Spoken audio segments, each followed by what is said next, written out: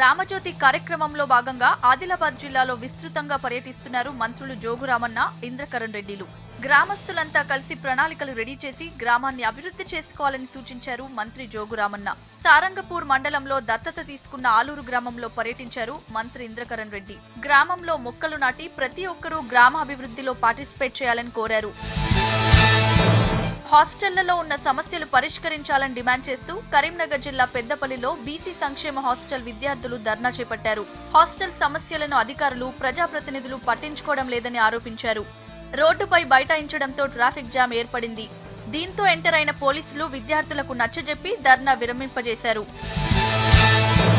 కరీంనగర్ జిల్లా సిరిసిల్ల మానేరువాగు నుంచి అక్రమంగా తరలిస్తున్న 10 ఇసుక ట్రాక్టర్లను పోలీసులు పట్టుకున్నారు. గత కొన్ని రోజులుగా పర్మిషన్ లేకుండా ఇసుకను తరలిస్తున్నట్లు గుర్తించిన పోలీసులు దాడి చేసి పట్టుకున్నట్లు సీఐ తెలిపారు.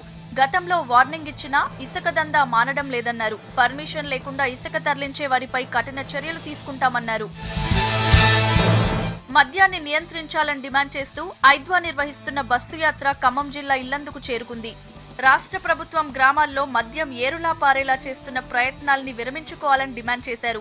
ఆదాయం కోసం అమాయకుల జీవితాలతో ఆడుకోవద్దన్నారు.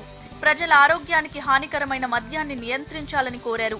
ప్రభుత్వ విధానంలో మార్పు రాకపోతే ఉద్యమాన్ని ఉధృతం చేస్తామని వార్నింగ్ ఇచ్చారు. మహిళా సంఘాల ఆందోళనకు ఖమ్మం ఎమ్మెల్యే పువ్వాడ అజయ్ కుమార్, వివిధ రాజకీయ పార్టీల నేతలు సంఘీభావం తెలిపారు. నల్గొండ జిల్లాలో రాత్రి కురిసిన వర్షానికి వాగులు ఉధృతంగా ప్రవహిస్తున్నాయి.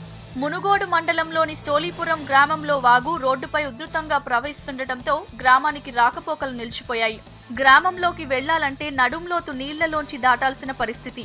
అయితే వాగుకు కల్వర్టు లేకపోవడం వల్లే ఈ పరిస్థితి వచ్చిందంటున్న గ్రామస్తులు ప్రభుత్వం వెంటనే కల్వర్టు నిర్మించాలని డిమాండ్ చేస్తున్నారు.